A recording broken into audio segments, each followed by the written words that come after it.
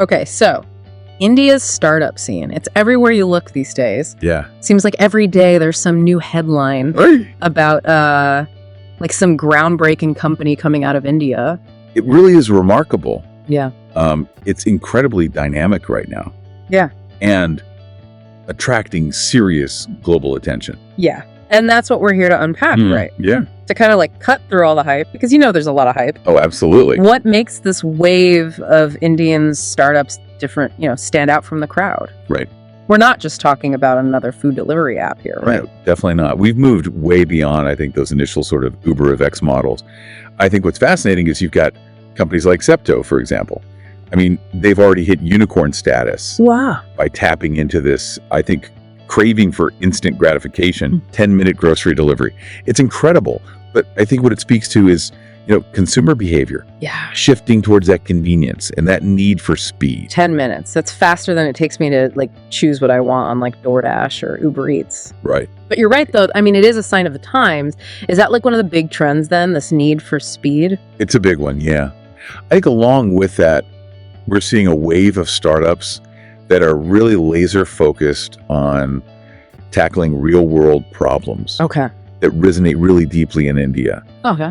So you've got, for instance, JAR, okay, which is making saving and financial wellness way more accessible through these micro savings plans that are actually tied to daily habits. Interesting. So it's really about financial inclusion, especially for a population that, in some cases is excluded from traditional banking. Right. So speed and social impact. That's a powerful combination. Absolutely. What else is driving innovation in this space? Sustainability is huge. Yeah. You've got companies like Biofuel Circle creating a marketplace for biodiesel, but it's made from used cooking oil. Oh, wow. So you're really talking about turning waste into a resource. That's amazing. And then on the transportation front, you've got companies like Oban Electric designing electric motorcycles specifically for the Indian market. And then companies like Battery Smart building the infrastructure to support them. Oh, interesting. With a network of battery swapping stations. So they're thinking about the whole ecosystem. The whole thing. Not just isolated solutions. Yep. Very cool. AI obviously is a hot topic everywhere we look, but are Indian startups using it in any interesting ways? Oh, absolutely. And I think it goes beyond just, building AI products in and of themselves. Right. You've got companies like SourceBay and Super Sourcing that are using AI to completely overhaul the recruitment process. Oh, wow. For tech companies and making it faster, more efficient. Remember those days of endless job applications and those nerve-wracking interviews? Yeah. I'm trying to change that. I wish they had been around when I was job hunting. Right. That's amazing. So streamlining things for both companies and for candidates. Yeah. Are there other areas where AI is making a big difference? Yeah, definitely. Think about security compliance. Okay. Right. So that world, which can be very anxiety inducing Sure. for a lot of companies, but particularly for high growth SaaS companies. Yeah. It's essential, but it's a huge headache. And that's where a company like Sprinto is coming in. Okay. And they're using AI to simplify and automate the process of achieving and maintaining compliance. So they can focus on what they do best. Exactly. Got it. Without getting bogged down by all the red tape. Before we move on, can we just quickly break that down for listeners who might not be familiar with SaaS? What does that mean? Yeah. We'll throw around these terms. So SaaS stands for Software as a Service. Okay. And these are essentially companies that provide software applications over the internet. So think about your project management tools, your customer relationship management systems. Right. All of those fall under that umbrella. And Sprinto is making sure that these companies stay on the right side of all those regulations. Absolutely. Got it. Okay. So it's not just in tech either. This kind of focus on efficiency, we're seeing it across the board. We are. I think from how goods are delivered to how farmers sell their produce. Right. It's really about using technology to create smoother, more efficient systems. So we've got speed and convenience, solutions with a social conscience, this drive towards sustainability, and then the clever use of AI across different sectors. Yeah. These are some pretty strong trends shaping the startup scene, but let's get down to specifics now. Yeah. What are some of the companies that are really catching your eye? There are quite a few. But I think one that we should definitely take a closer look at is a company called Gvia. They're doing something really interesting with the luxury jewelry market. Okay.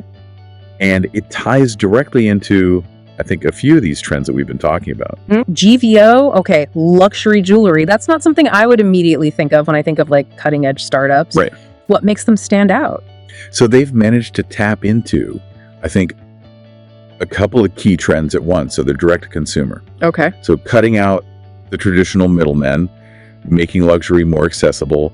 They're incorporating technology in really fascinating ways, particularly their use of lab-grown diamonds. Lab-grown diamonds. Okay, now you're speaking my language. That sounds very innovative. Right. And probably more sustainable too, right? Tell me more. Exactly. So lab-grown diamonds are chemically identical to mined diamonds, Okay. but they're created in a controlled lab environment. So this means they have a much lower environmental impact. There's no need for these large-scale mining operations. And Jiva is really at the forefront of this shift, offering these beautiful, high-quality pieces that are both luxurious and conscious. Style and sustainability, love it. Okay, Yeah. sold on Jiva. What other company from our list should we take a look at? How about we jump into the world of travel with TravClan? Okay. This one might seem a little less like, super high-tech at first glance. Okay.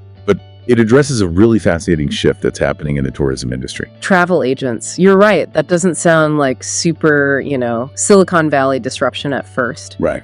I'm intrigued though. Tell me more. So it's easy to think that, travel agents are the thing of the past and the age of online booking and all that. But TravClan sees it differently. Okay. They're not trying to replace travel agents. They're trying to empower them. Oh. And they've built this B2B platform that means business to business, specifically for travel agents. So they're providing tools for the travel agents themselves. Exactly. Okay, so what kind of tools are we talking about? So it's everything. It's global booking platforms, streamlined payment solutions, itinerary builders, marketing support. Yeah. It allows these travel agents to really compete more effectively in the digital world Okay. and offer this really personalized, curated experience for their clients. That makes a lot of sense. So using technology to enhance that human touch, not to eliminate it. Exactly. It seems like this focus on empowering specific professions with technology Yeah, is a recurring theme here. it is. For our final spotlight, let's shift gears to a sector that's obviously incredibly important in the Indian context, agriculture. Huge. Let's talk about BJAC. Agriculture, that's such a huge part of the economy, but it's also faced its share of challenges. For sure. What is BJAC doing differently? They're tackling a really major pain point, Yeah. and that is the agricultural commodity trading process, which Yeah. can often be incredibly complex and inefficient. Right? So imagine a network of farmers, traders, buyers, Yeah. all trying to connect, negotiate prices. Right. It's fragmented. It can be very opaque. Yeah. I can only imagine there's a lot of room for miscommunication and even like price manipulation, probably. Absolutely, and potentially waste. Right.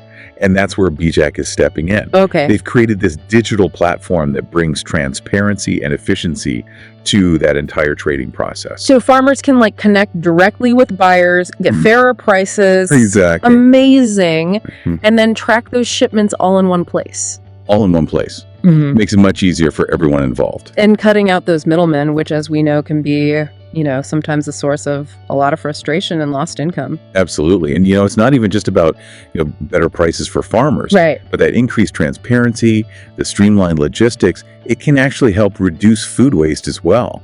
Which is a huge A issue. major issue. So we've got Ziva kind of bringing innovation to a more traditional industry like jewelry. Yeah. TravClan empowering travel agents Right. in the digital age.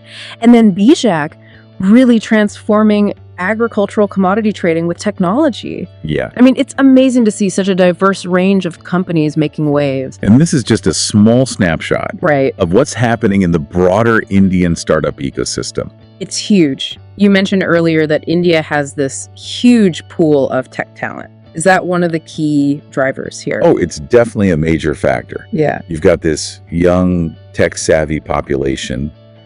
I think there's a real hunger for innovation. Right. And it's not just the engineers and the developers. Right. You've got the entrepreneurs, the designers, the investors, This whole ecosystem. the whole ecosystem. So it Yeah. creates this really fertile ground for startups to flourish. It's like the perfect storm of like talent and ambition, Yeah. but it can't all just be about the people. What role does the government play in all this? So the government has actually been increasingly supportive of the startup ecosystem.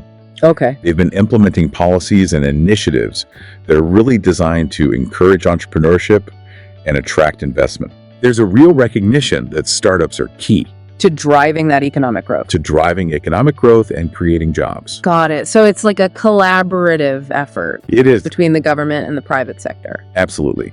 And I think we should also mention the consumer, Okay. right? Because India has this rapidly growing middle class with increasing disposable income Right. and a real appetite for new technologies and services. A huge potential market. A huge potential market. So you've got the talent, the government support, a population that's ready to embrace all this. Ready.